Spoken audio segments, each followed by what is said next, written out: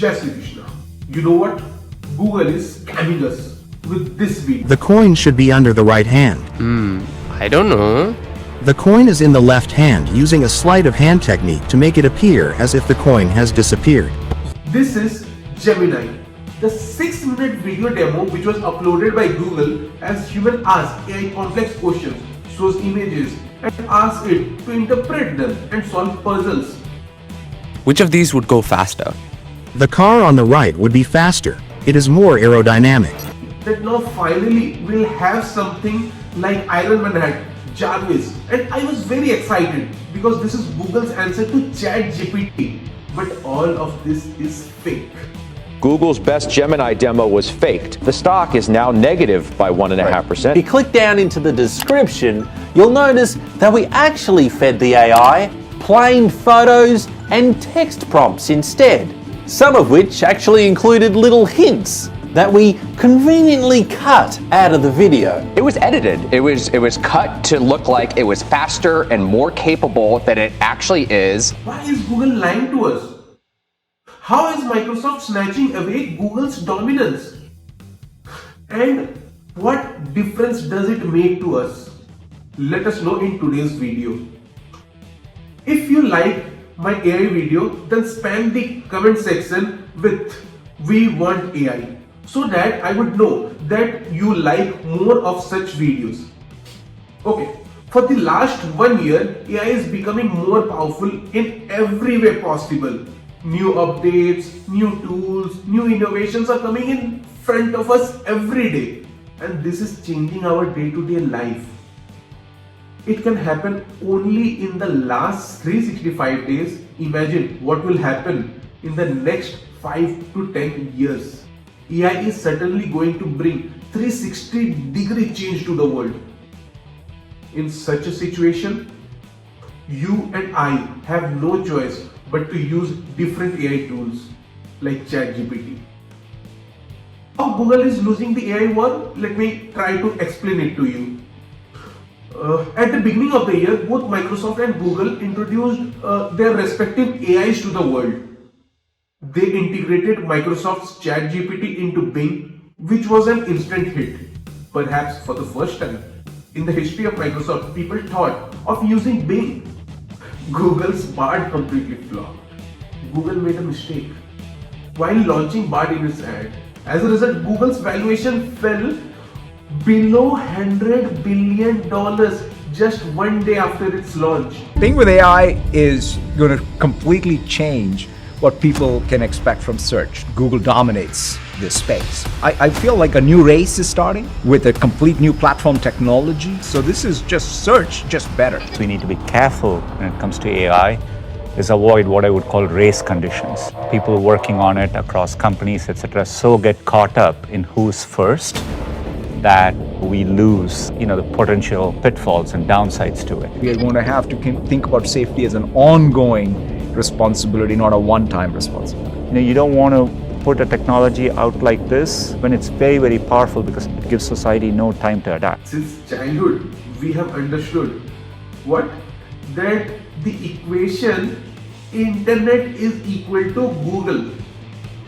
But ChatGPT has improved and has set its own standard of using the internet. Satya Nadella is the CEO of Microsoft. He mentioned 3 stages of using internet. The first stage is basic stage, in which the computer is slow. There are many wires. Second stage is mobile internet, where our connection is always with us. We become wireless. And the third stage is now what is going on. The internet becomes our companion, our assistant, which will be possible only with AI. This vision is important for the world, which was missing from every Google event.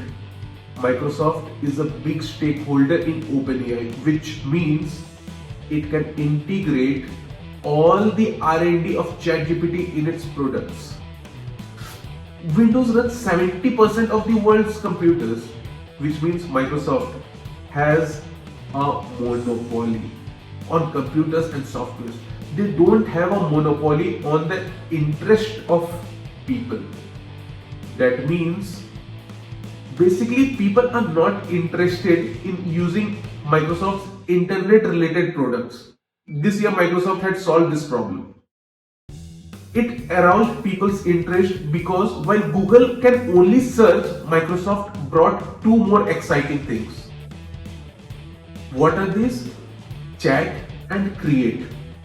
With ChatGPT, we can solve the problems of our day-to-day life by chatting. You can do math homework, need book summaries, or create website. And with DALL-E, you can turn your imagination into reality. You can start making designs without any design knowledge. Microsoft presented a chart in its presentation where on the x-axis where all the search engines were mentioned, and on the y-axis were the generative AI like ChatGPT, Jasper, Stability AI, etc. And Microsoft said that their products will bring the gap closer to each other. That means they will be bridging this gap. In the coming time, Microsoft will merge AI with each of its software so that you do not have to go from Word to ChatGPT to copy homework.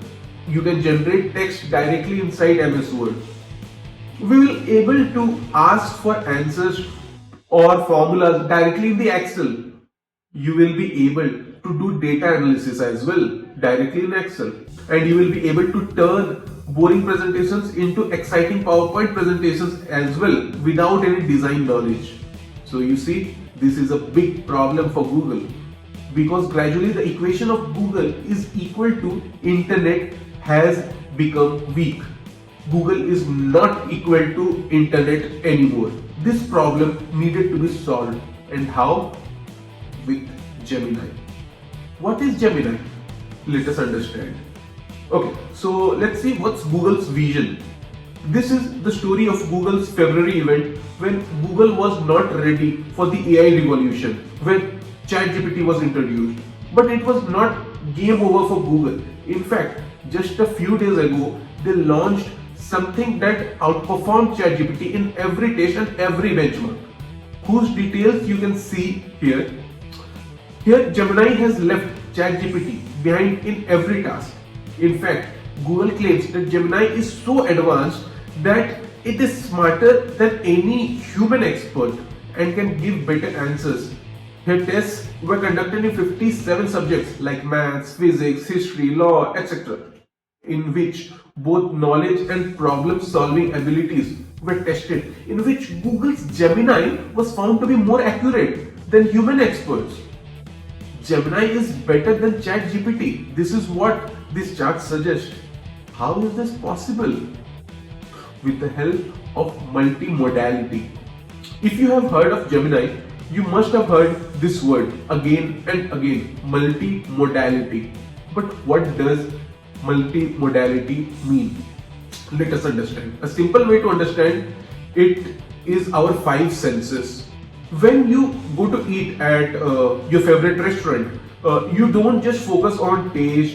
You see atmosphere, you see the presentation is like, you hear what kind of music, basically the ambience. That means our final experience depends on all our senses. Google says that models like ChatGPT stitch different inputs later. It takes text, then images, then code, etc. Whereas Google's Gemini can produce output by bringing together all the inputs simultaneously like human being.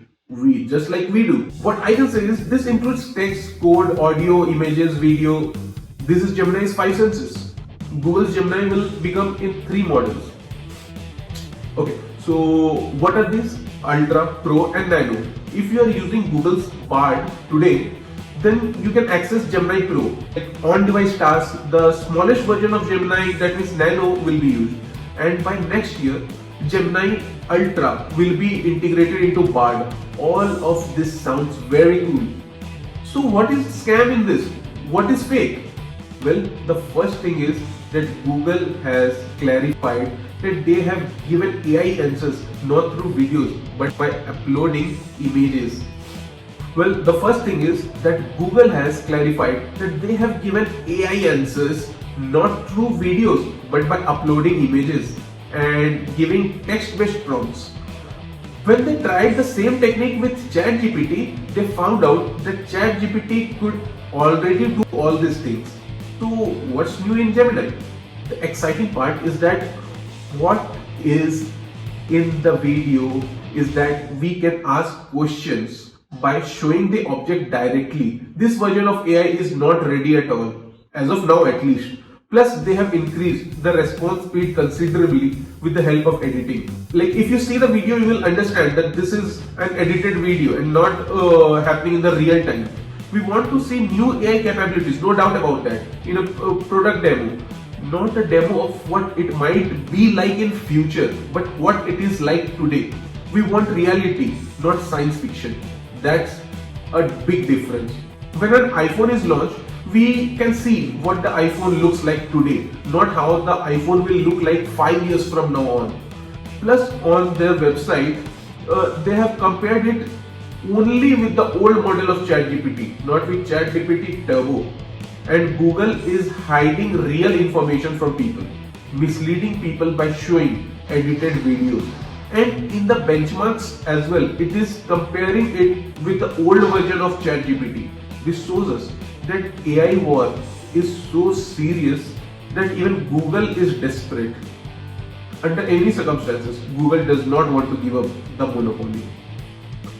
Don't get me wrong, Google's Gemini is impressive, but what they showed in the video and what you are going to get is quite different.